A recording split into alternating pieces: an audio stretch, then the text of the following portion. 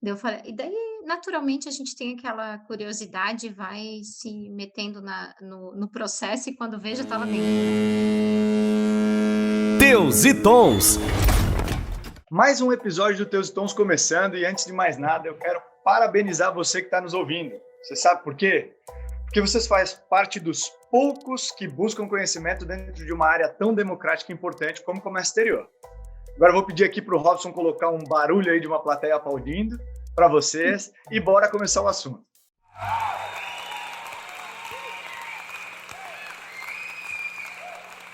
Hoje a gente vai conversar sobre como é formado um preço de uma exportação e como fazer a precificação correta. Está preparado? Eu trouxe 3 especialistas para essa conversa e vamos às apresentações aqui deles. Davidson, te apresenta aí, por gentileza. Bom, meu nome é Davidson, eu tenho 31 anos, sou um profissional da área de comércio exterior mais voltado à parte comercial, né? Eu tenho experiência no setor industrial de aproximadamente 10 anos, dentro dos segmentos calçadista e de materiais elétricos, e hoje em dia, né, atualmente eu faço parte do núcleo Criciúma do PAYEX, que é o Programa de Qualificação para Exportação, um programa desenvolvido pela Apex Brasil em parceria aqui na região com a Unesc. Então, a gente presta um serviço de qualificação para empresas que desejam ou iniciar suas exportações ou obter melhores resultados, né? Empresas que são iniciantes que desejam obter melhores resultados com o seu comércio exterior. Então, atualmente desenvolvo essas atividades relacionadas aí à qualificação de empresas. Temos aqui também Giovana. Te apresenta aí, Giovana, por gentileza. E aí, Arlon, tudo bem? Então, eu sou Giovana Nolasco, sou formada em Comex, tenho MBA em agronegócio pela USP e iniciei minha carreira no Comex pela prestação de serviço. Então, trabalhei em Itajaí, no despachante aduaneiro, agente de Legal. cargas, passei para armador. E atualmente eu estou no interior de São Paulo, trabalhando com exportação de grãos. Então, coloquei a cabeça mesmo no agronegócio e é isso aí. Hoje Uma eu trabalho visão no departamento completa. comercial da Coplana. É isso que eu achei legal. Eu falo para todo mundo que eu passei em cada canto do Comex até chegar no exportador mesmo. Isso aí. Junto conosco temos Diele também, já conhecida, co-host do podcast. Te apresenta aí, Di, por gentileza. Olá, pessoal, é um prazer estar aqui novamente, né? Como o Alan falou, eu me chamo Diele Werner, eu sou co-host do Teus e Tons, estou sempre aqui aprendendo com esses colegas que cada dia a gente traz um assunto diferente para simplificar o comércio exterior. A minha especialidade é em inteligência logística, então a minha formação é comércio exterior e venho atuando aí mais focada em logística internacional e nacional. E bora aprender sobre custos de exportação. Show de bola, show de bola. Me chamo Alan Pereira, já conhecido, imagino, aqui nesse podcast, você que está ouvindo. Toca a vinheta e bora falar sobre custos de exportação. Não estou dormindo mais, já não saio, bom amigo, sinto falta dessa paz que encontrei no teu sorriso. Até teu sorriso me deixa sem graça. Foi um prazer estar aqui no nosso bate-papo. Valeu!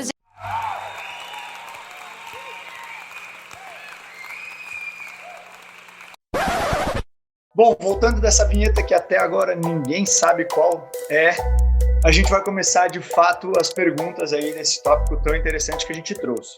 E a primeira pergunta que a gente selecionou aqui se faz para entender quais são os itens que impactam, enfim, na formação do preço de uma exportação. Aí eu queria começar com a Giovana, que eu acho que trabalha com isso bastante.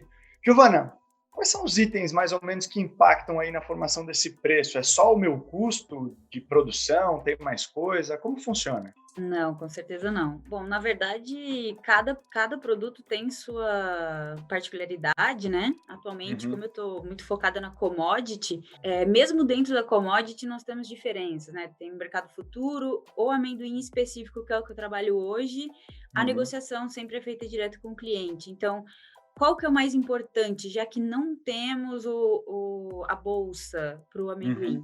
é o mercado. Ficar atento o que está acontecendo no mercado, os concorrentes, a safra do concorrente, tá com chuva, não teve chuva, qual a produtividade desse ano, quem está comprando, quem são os países que estão ativos esse ano. Então, muito mais importante do que o preço é ficar ligado no mercado, é informação. Eu acho que isso até, inclusive nos fretes, é muito importante.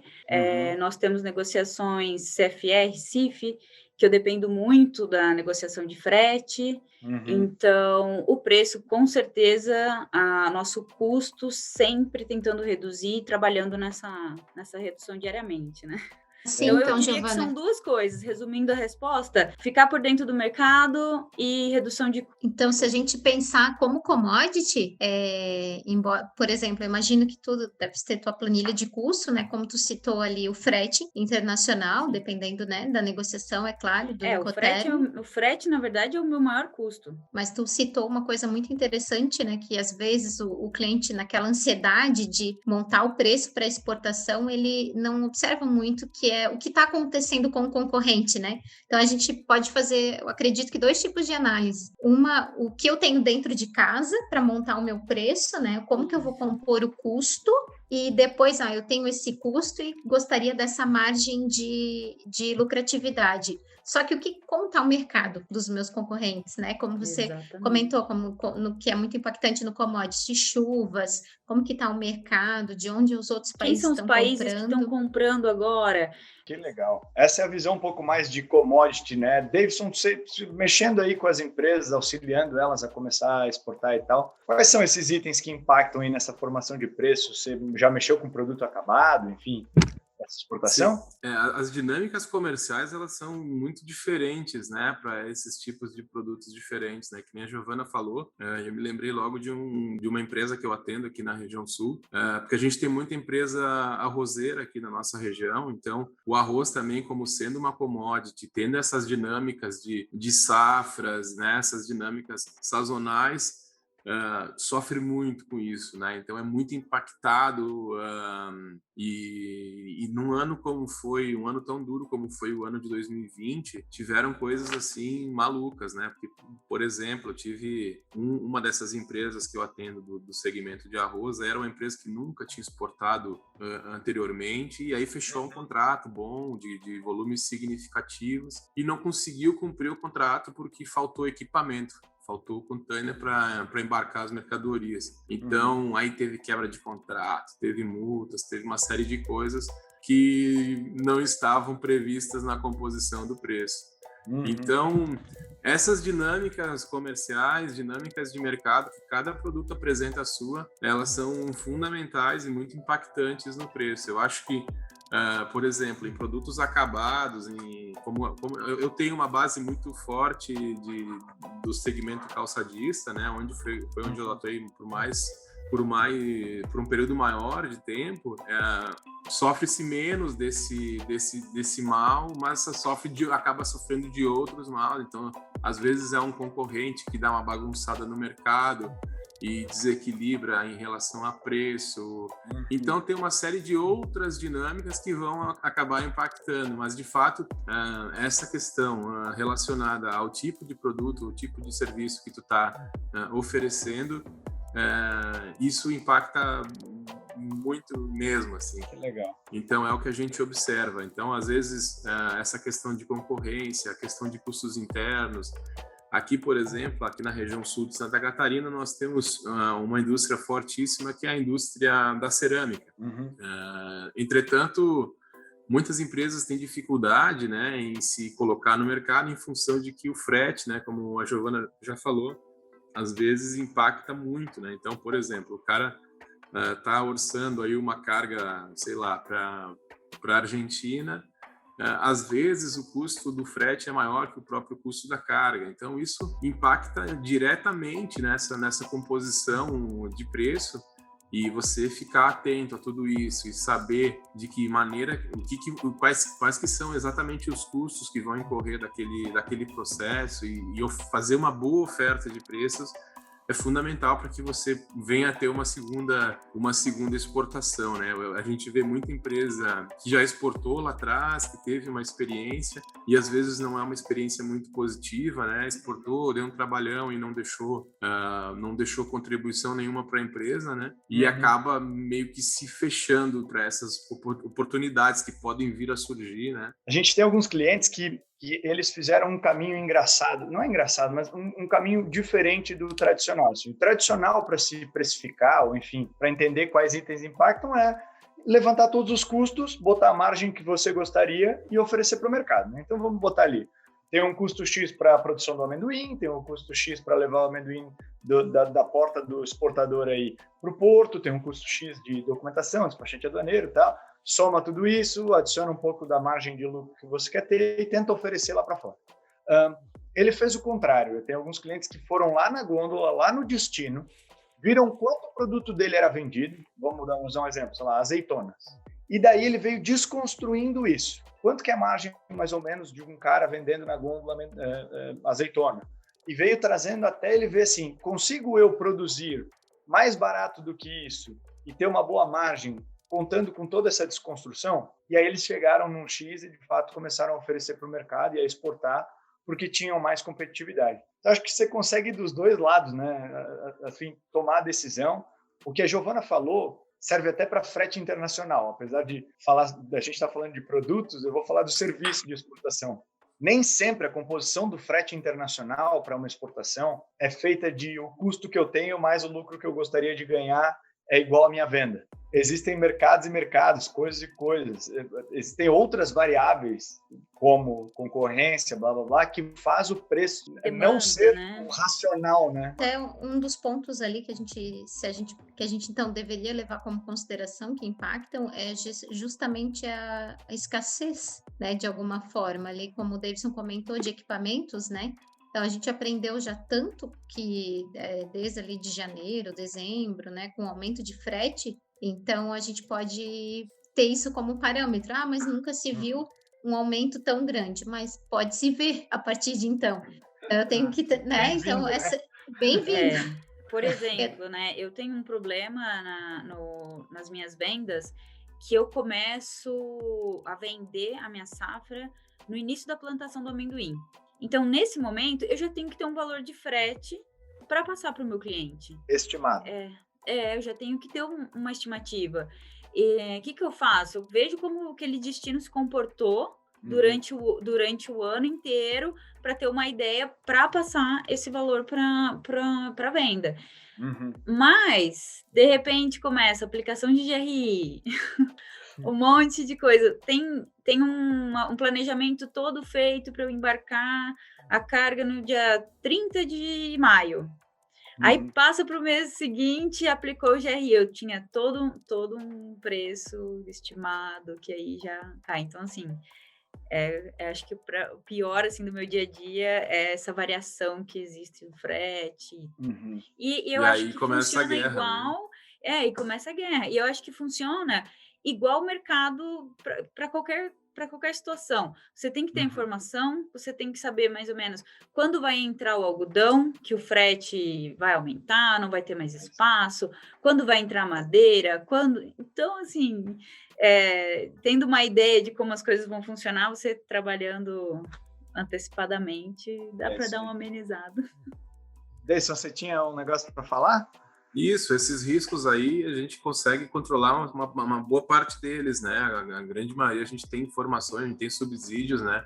Para se preparar, para se precaver. Só que algumas situações fogem do controle, né? E fogem desse nosso cálculo e isso tem que ser repassado ou você vai precisar ter um jogo de cintura e é a guerra que a gente falava. Então, às vezes, na área calçadista mesmo, você explicar que, sei lá, num ano em que o preço do petróleo esteve razoavelmente estável, você explicar que tu vai precisar aumentar 15% por causa de custo interno, o cara não vai entender, né? Você vai ter que ter um jogo de cintura e é nesse sentido, né? Que as áreas precisam se conversar, precisam se entender, né? Porque daqui a pouco o comercial pode sugerir lá, mas de repente tem determinado aspecto que a gente pode abrir mão para tentar chegar nesse preço que estamos precisando.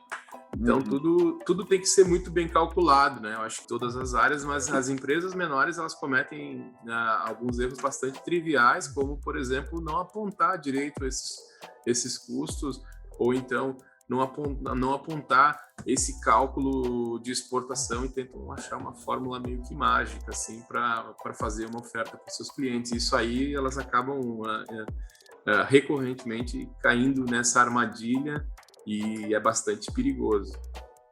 Olha que interessante. Quando tu lançou ali esse ponto, assim, Arnon, no primeiro momento, o que impacta, né?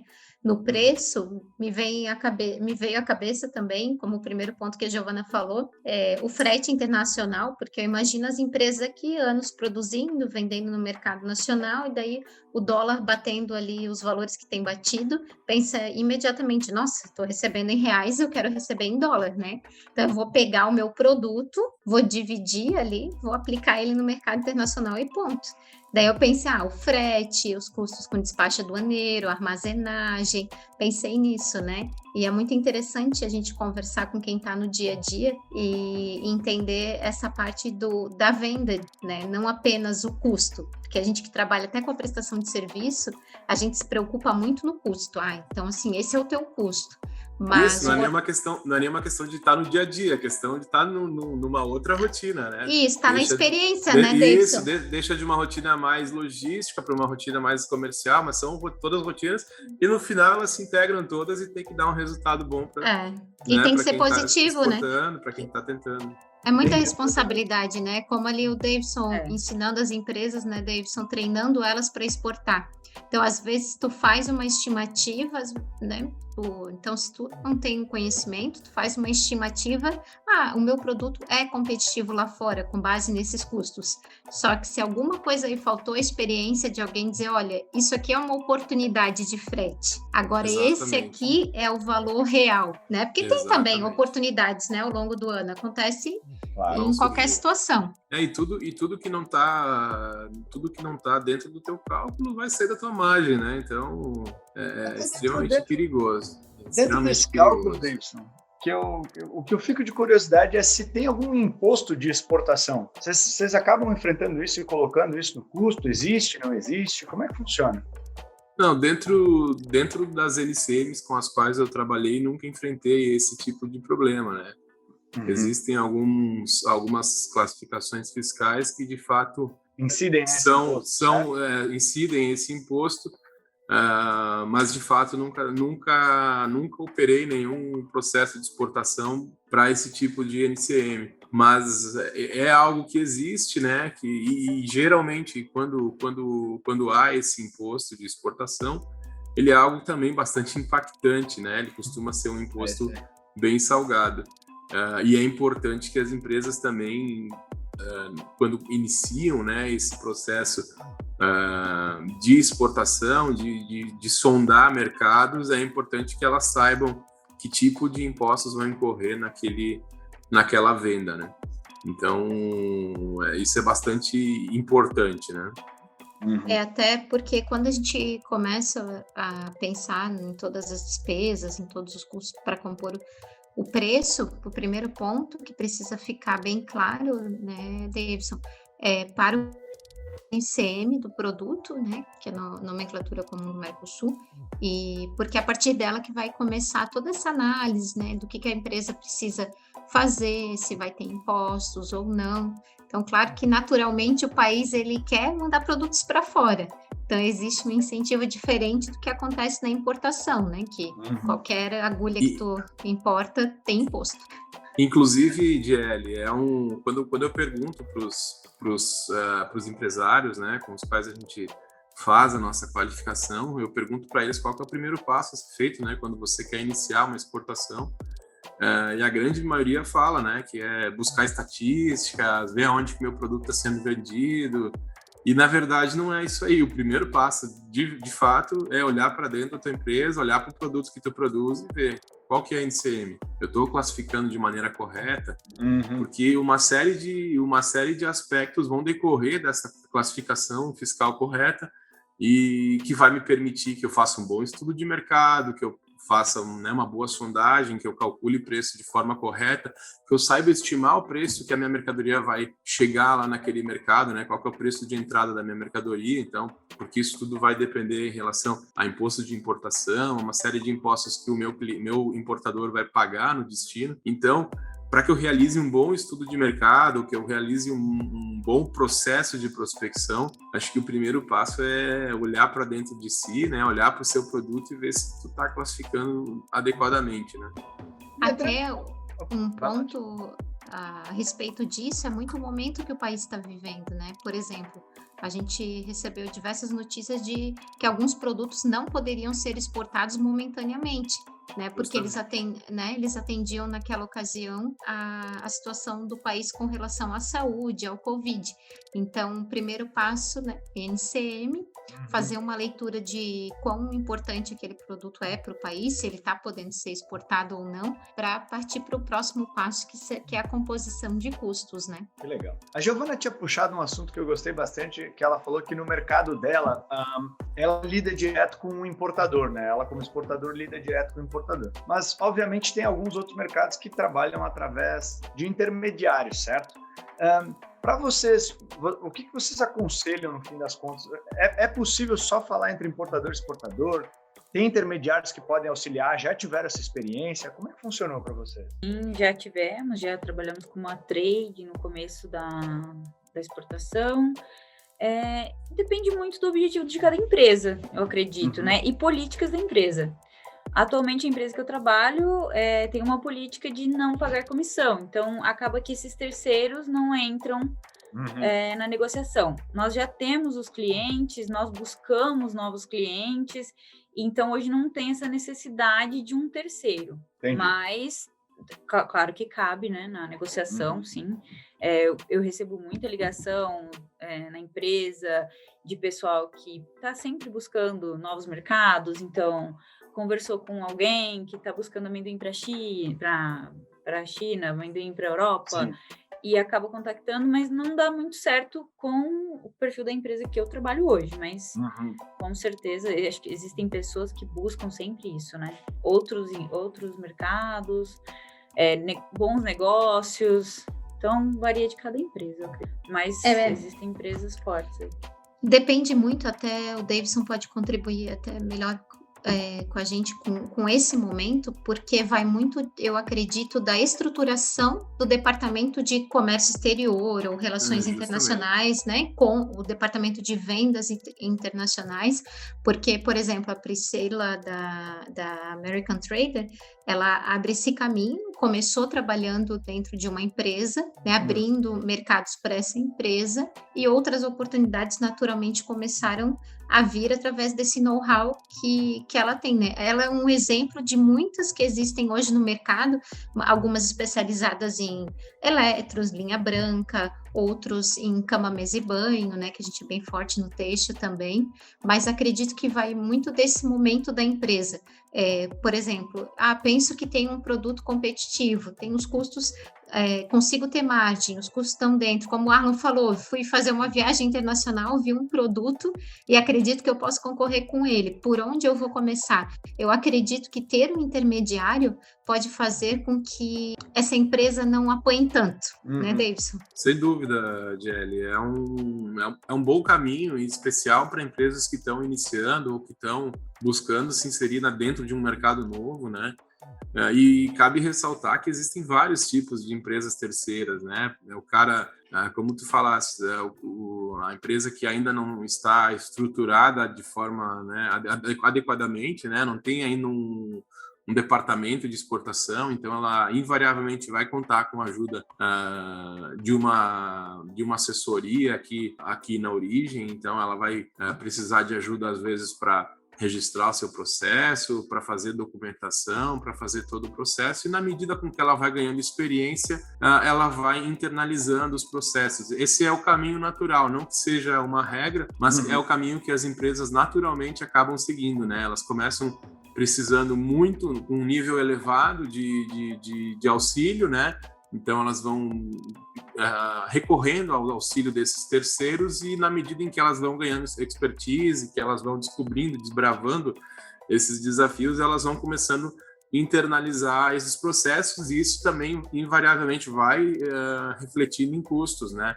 Porque aí você acaba internalizando, muitas vezes você consegue um custo mais interessante, se você tiver um número de processos legal também, né? Porque às vezes você internaliza uma série de processos, mas acaba que você não tem muita venda para o exterior, e aí então a gente sabe que essa questão de recursos humanos é uma questão bem crítica, assim, para uma boa parte das empresas, né? E existe outro tipo de empresa, de terceiro, que pode ser envolvido, que é, por exemplo, como vocês comentaram, né? O terceiro que agencia negócios, né?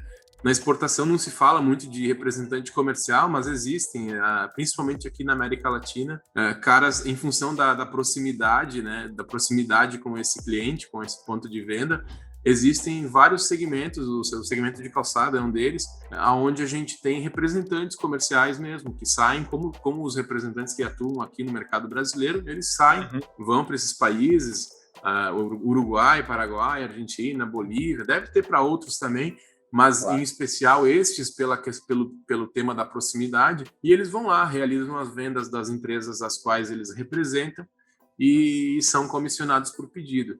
E é mais ou menos dentro da mesma pegada, né, de quando você contrata um terceiro aqui na origem. Na medida em que você vai ganhando experiência, que você vai conseguindo se aproximar daquele cliente final, não é que você vai passar a perna no teu representante, mas é um caminho meio que natural você começar a fazer as operações diretamente, e aí, na medida em que você consegue fazer isso diretamente, você vai conseguir ou melhorar a tua margem, ou então melhorar teu preço final lá no ponto de venda, que também impacta muito, né? Então, a gente sabe que tem produtos que, se na gôndola você ficar, sei lá, 10 centes de dólar mais baixo, você vai ter uma sucessão, senão tu já tá fora. Então, é basicamente isso. Também esse aspecto que é bem importante. Então, é importante destacar esses vários tipos aí de opções e, assim, não tem muita receita de bolo, né? Pode servir para uma empresa super experiente, pode servir para uma empresa mais iniciante.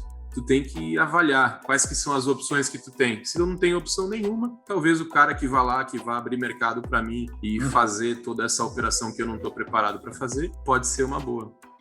Acontece também empresas, Arlon, que compram nosso amendoim e vendem para as grandes indústrias. Então, eles são os importadores, esse tipo a gente trabalha.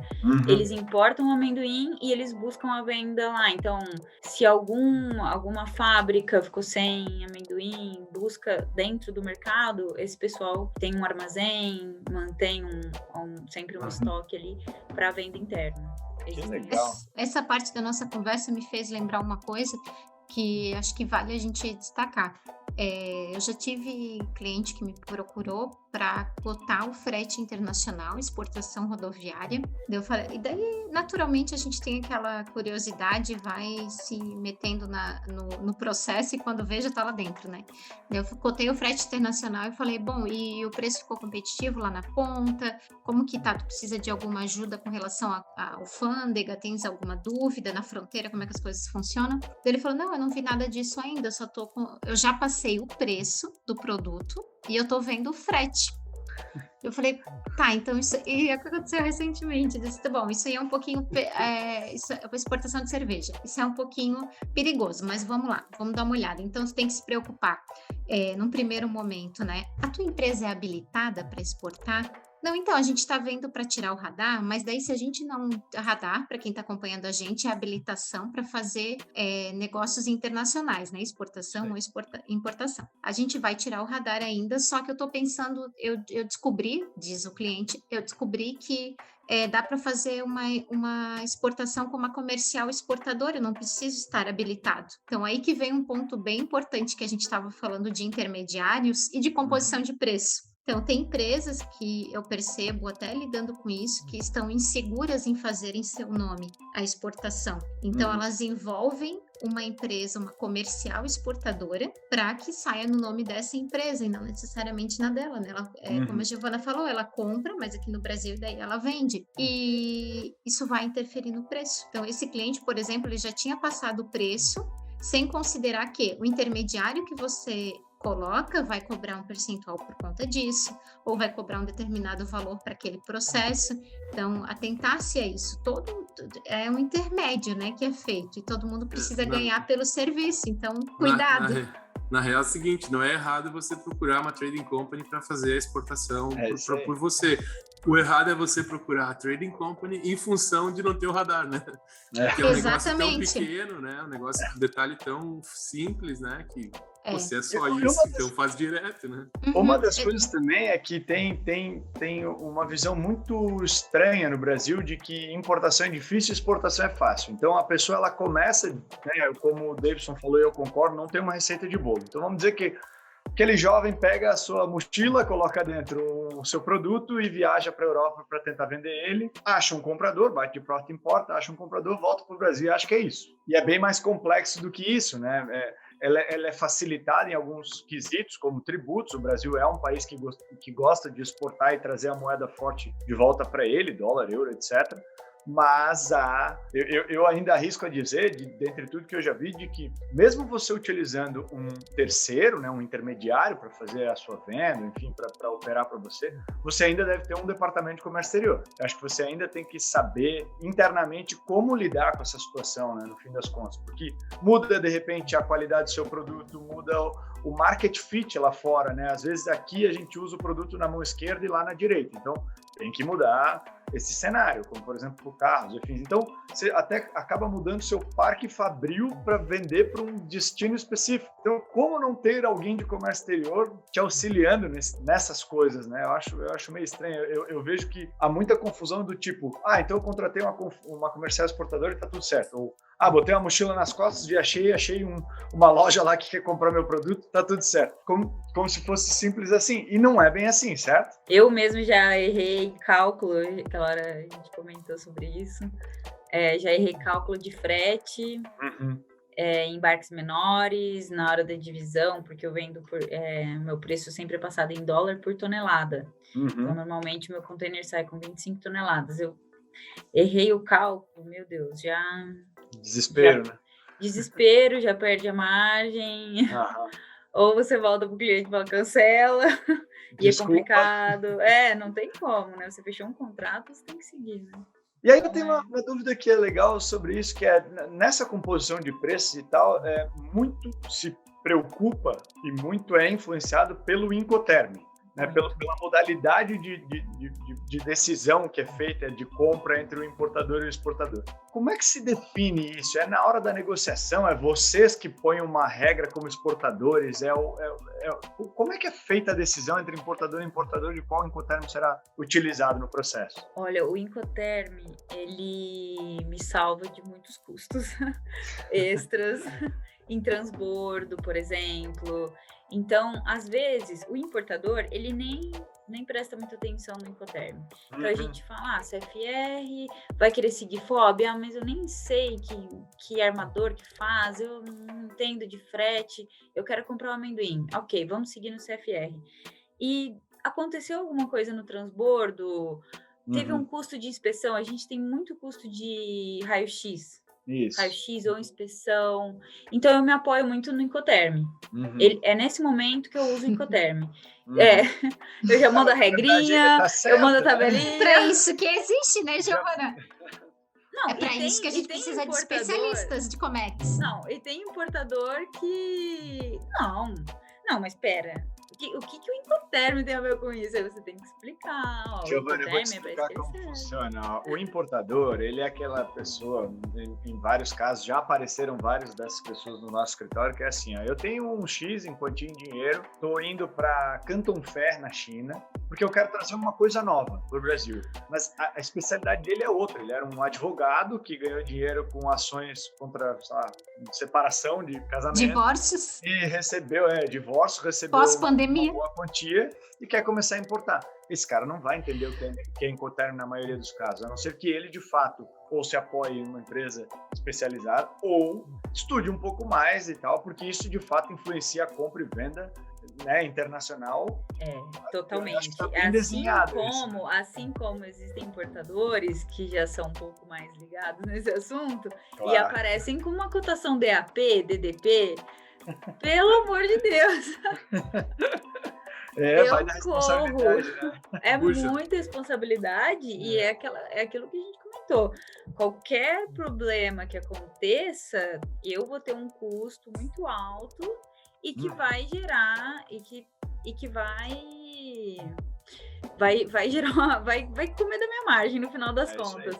Então, o Incoterm é muito importante, é importante entender as regras dele antes da venda, sim, para ele te apoiar nesses detalhes. Claro que existem os acordos comerciais. Não tem como você também virar as costas para o seu cliente e falar, SFR é seu. Até porque você quer continuidade, né? Na real, esse é um acordo que não se faz sozinho, né? Esse é um acordo que, se uma das partes não está satisfeita, não vai rolar negócio. Sim, basicamente eu não posso, por aí. Eu, exportador, não posso assumir todo X-ray, toda inspeção de container que eu tiver. Na pandemia teve container nosso que parou na Alemanha, que foi 5 mil euros de custo. Oh, meu Deus, 5 mil euros do quê? Não, teve que tirar a fumigação, fazer outra fumigação. Quem autorizou isso? Entendeu? Então, são custos que eu não vou falar pro meu cliente, agora você que se vira CFR. Claro. Mas, sim, a maioria a gente se apoia, assim, no Incoterm. Agora até adotamos uma nova... Coloquei uma cláusula no nosso contrato, lembrando... O seu Incoterm é o CFR, fique atento, que se tiver algum custo, é complicado. Mas, então, como exportador, você também lida com passar informação, né, no fim das contas, para o importador da mesma forma. Olha, desde o começo do podcast, a gente fala de sempre estar bem informado, gente. É isso aí. É que, na verdade, isso é bem importante ali, né? Nessa composição, é a origem de tudo, né? Então, assim, NCM, 2, qual o preço que eu vou passar, né? O Incoterm. Porque lembra aquela história que eu contei, né? Que do exportador lá, que ele não considerou essa informação da comercial exportador, enfim. Eu perguntei qual é o Incoterm, daí ele disse, eu não entendo de comércio exterior, me explica isso. Daí eu disse, tá, então assim... quando eu falei assim, olha, quando você passa um preço, sempre passa um preço e algumas siglas do lado. Por exemplo, $10 FOB, ou CFR tanto, porque aquilo quer dizer o que está incluso naquele preço. Então, se você cotou $10 a tonelada, eu estou chutando assim, né? Não faço ideia como é que funciona, Gil, do teu segmento. Quer dizer que aquele preço é o preço, você entregando, né? Pagando frete internacional. Então, se atentar a isso, né? A gente, infelizmente, não tem tempo no podcast para explicar quais são os Incoterms, mas é basicamente... Dá para fazer um mas episódio. Assim, o que a gente mais usa hoje é o CFR, o CIF e o FOB. São esses. O CIF, eu até prefiro também passar um custo. O seguro em si não é caro, o nosso seguro de carga, né? É isso aí. Mas o que é caro para mim? Se dá problema na carga... Eu tenho muito trabalho, a responsabilidade é minha. É responsabilidade. Né? É que assim, Giovana, o comércio exterior, até me corrijam se eu estiver errado, o comércio exterior é uma das únicas áreas em que a multa ela pode ultrapassar o valor da mercadoria, os problemas eles podem ultrapassar em 100 mil vezes. Não tem um certo limitador não tem limite, diferentes de problemas. E pior, não depende só de você, né? É isso aí. Depende muita gente do envolvida. destino, depende do armador, depende da cultura daquele país. É isso aí. Muito complicado. A gente fez um estudo básico que eu sempre falo nos nossos episódios, que, por exemplo, numa operação de importação para o Brasil, são pelo menos 16 empresas ou stakeholders envolvidos. E numa exportação é mais ou menos uns 10, saindo do Brasil para algum lugar. Imagina, né? Se você tem um problema, tem 10 envolvidos tentando tirar o seu da reta para... Exatamente. Não é uma coisa tão simples. E outra coisa que eu percebo muito falando de Incoterms, que eu acho que a gente deveria, Diele, fazer um episódio específico para Incoterms, pelo menos os principais aí, a Giovana. Vamos fazer. Já vou anotar aqui para a gente lembrar. Porque é a soberba dos operadores de comércio exterior de dizer que entendem os Incoterms e, na verdade, não entendem. eles dizerem que sabem, porque a Ex-Works, o cara, ele é responsável pela coleta aqui, e é só isso, e se a carga cai no meio do caminho, e se na porta do exportador dá um problema, muito a responsabilidade de quem? Não, e ele atualiza, né? Atualizou recentemente, Pois já causou, já. Coisas básicas do tipo, quem vai pagar Quem vai pessoal do chapa para carregar a Quem mercadoria lá vai na pagar essa fábrica? inspeção? Quem vai pagar essa Aham. inspeção? Uhum. Foi muito complicado para mim quando teve essa atualização, porque um cliente me mandou uma cláusula falando assim, não, agora o Incoterm mudou, agora é você que tem que pagar. E aí começa essa guerra, então você tem que buscar essas brechas no seu Incoterm para te favorecer. É isso aí. E É o um acordo FOB comercial e tem que cuidar, né? Não tem jeito. É porque realmente essa precificação mexe com vários fatores que a gente pode ver, desde os teus custos daqui, mercado lá fora, o nível de risco que você está correndo com o Incoterm, com a mudança que você vai fazer na fábrica, ou se ela está ociosa. Tudo isso, ao longo da nossa conversa, a gente vai entendendo que vai impactando na formação do preço da sua exportação. Parece uma confusão, né? No fim das contas, para quem está começando e está ouvindo isso, vai ficar totalmente assustado. Mas isso a gente vai ajustando ao longo do tempo, né? Nem toda venda ela é decidida na primeira vez que você precificou o seu produto, né? Toda venda é uma nova venda. Você pode melhorar, piorar, aprender, errar. e claro que tudo depende do seu momento ali na fábrica, né? Depende do momento que está acontecendo, algum produto que você precisa escoar, alguma situação, como o mercado está reagindo. Às vezes um país específico está desesperado com um produto específico, o Brasil não tem, a gente tem uma quantidade, sobe preço, desce preço, é bem dinâmico. E também um ponto que eu vejo, assim, que das empresas é o custo do dinheiro. Por exemplo, um exportador que está começando, às vezes ele não tem condições não tem caixa para produção própria. Então, ele vai precisar pegar um empréstimo, né, Davidson? Tem um monte de incentivos aí para o exportador existem e uma tudo série isso, de recursos, né? E pode ser visto pelo contrário também, né? Geralmente, uma operação de exportação, claro que eu vou falar geralmente, mas existem casos e casos, mas muitas vezes, né, a grande maioria, acredito, dos processos de exportação, você recebe seu dinheiro à vista, antecipado. Então, isso é uma venda que deixa saudável, né? Porque, como a gente falou, o dinheiro tem um custo, né? Você paga seu fornecedor à vista e vende a prazo, o teu giro vai dar um colapso, né? O teu giro financeiro. Então, isso é um aspecto bem positivo para as empresas que exportam, porque muitas delas ganham essa saúde financeira, ou dá uma ajustada, né, nessa saúde financeira através justamente da exportação, né? O fôlego. Que legal. Que permite esse fôlego a mais, justamente. Bom comentário. Vale lembrar que boleto só existe no Brasil, né? Então, assim, se você tentar vender para fora, a maioria à vista, tirando quando você, exportador, confia no importador e faz carta de crédito, entre N outras coisas, mas realmente ajuda no fluxo de caixa de uma forma bem positiva. Uma das coisas que eu gosto muito de entrar quando a gente fala de comércio exterior, cara, qualquer tipo de operação é a parte do câmbio, né? O Brasil, ele é extremamente impactado na parte do câmbio. Como é que vocês preveem isso na hora da precificação do produto? Novamente, tem fórmula mágica? Não tem? É feeling? É entender mercado futuro? A Giovana já está mexendo a cabeça dizendo que não dá.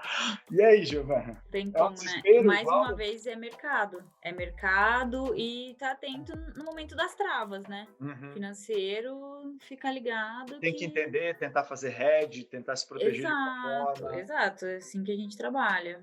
Fazendo travas e operando no caso a caso. Esse é um desafio grande, né? A gente tem exemplos aí de empresas que operaram mercado futuro e que fizeram loucuras, né? Então, assim, tem que ter pé no chão e mercado. Exatamente. Feeling do mercado, né? Exatamente. É buscar fazer esse tipo de processos, expondo o menos possível a esse risco gigantesco, né? Que é esse dólar, esse câmbio flutuante aí que a gente está exposto. E sem deixar de ser competitivo lá no mercado, né? Esse é o grande desafio, é a balança que você procura equilibrar e que não é fácil e, novamente, não tem também uma fórmula mágica aí que vou chegar no meu dólar e vou calcular com o dólar assim, 10% desvalorizado, porque não funciona. Tem mercados aí que se tu cotar com 10% desvalorizado, o teu produto não consegue entrar num determinado mercado. E imagino que para a área de commodities deva ser ainda mais impactante, né? Essas informações são de empresas gigantes que fazem hedge, que trabalham com todos esses processos aí. E então é um desafio bem grande, assim. E aí, até a pergunta que fica é assim, então, na cabeça de pessoas leigas, é assim, o dólar aumentou um pouco aí, agora tivemos boas notícias, o dólar disparou, né, para 5,60 ou mais um pouco. Tá num bom momento para exportar. A gente não tira essa exportação do dia para a noite do bolso e embarca para alguém, certo? Não, o que eu mais escuto, inclusive dentro da empresa, agora com dólar alto, tá rachando de ganhar dinheiro. Agora vai, né? Não é bem assim, né? Não é bem assim, até porque também temos as travas, tem tudo isso, então não é... Claro que... Eu vi muito que também o importador ele já está ligado em acompanhar a taxa do dólar brasileiro para te pedir desconto ou não, né? Quando o dólar aumenta.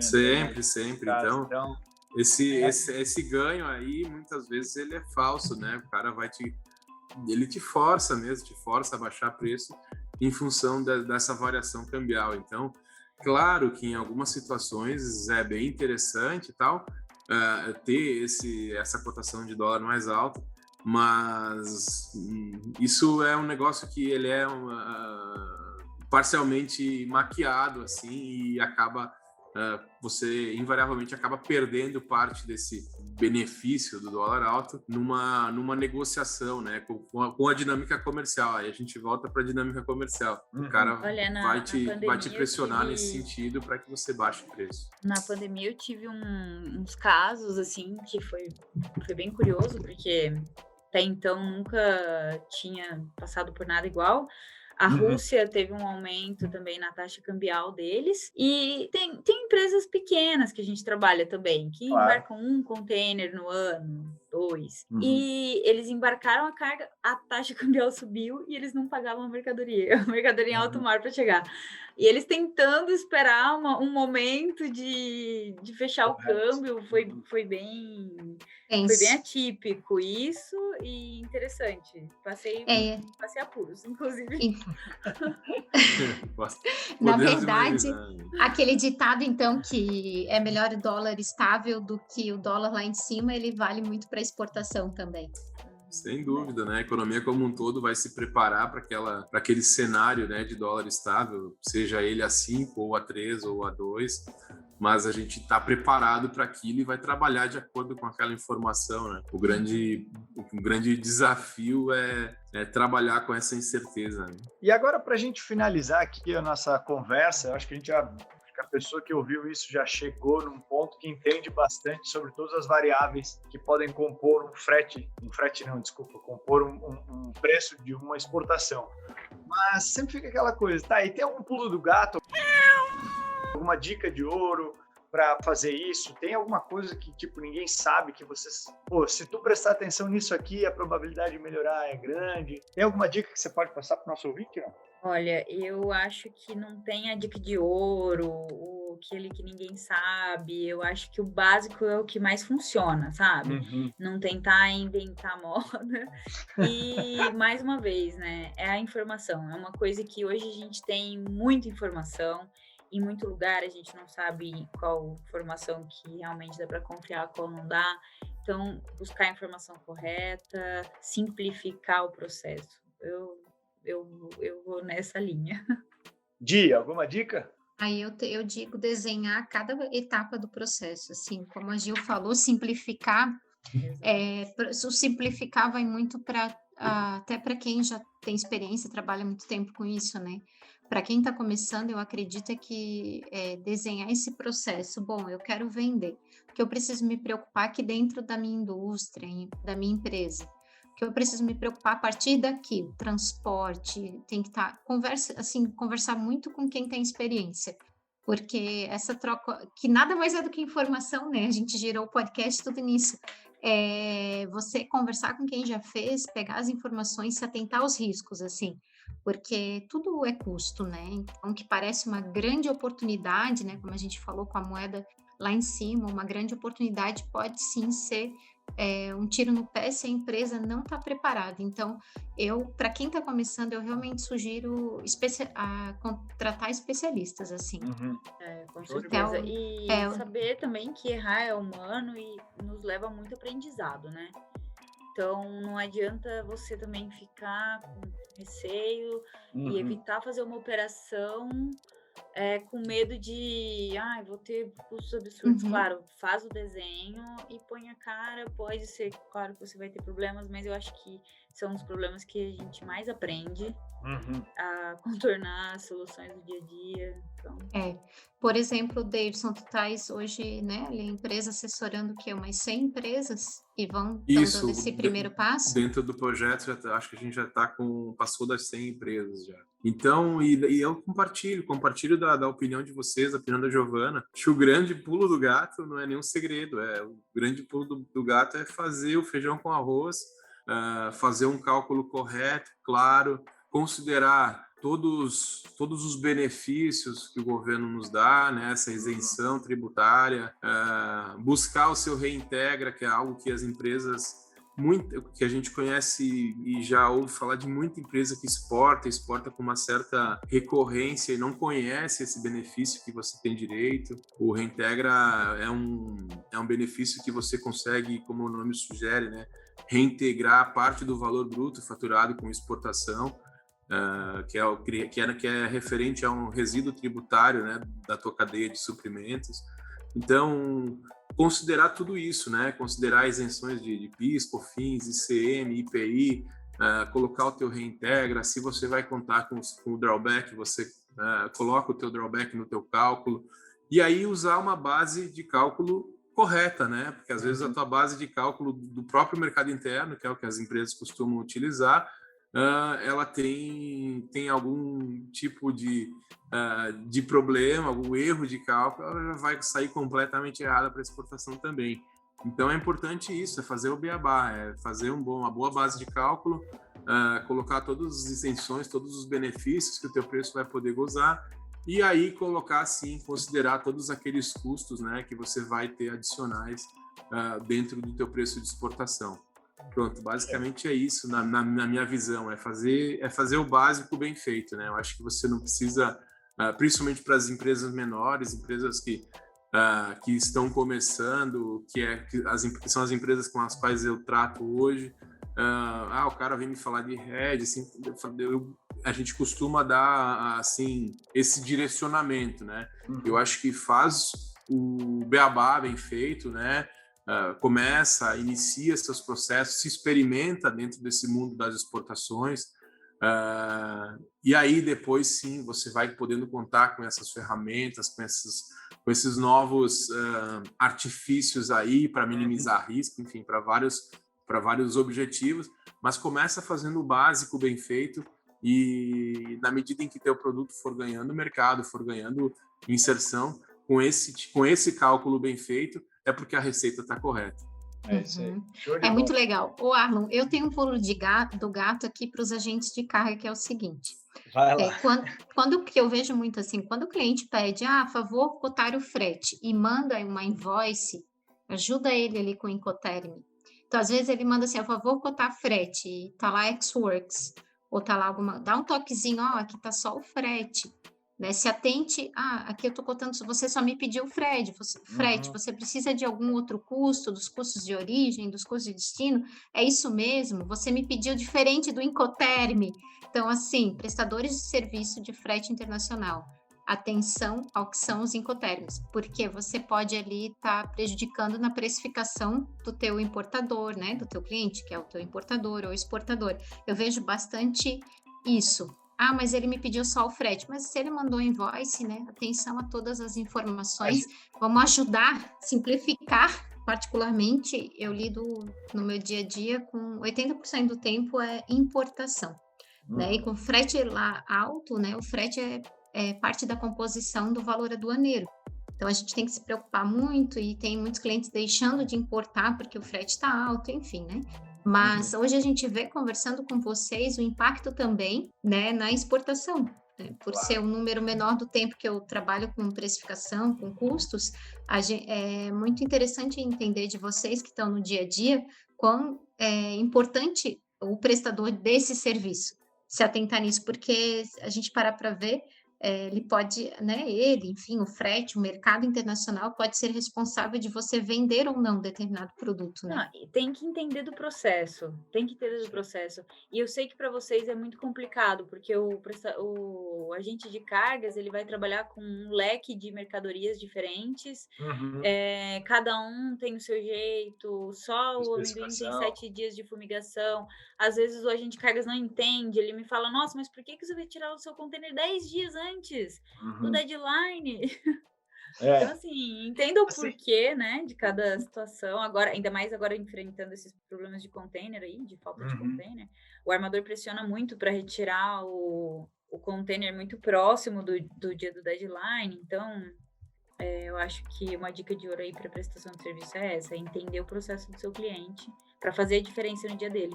Eu tenho um departamento extremamente enxuto.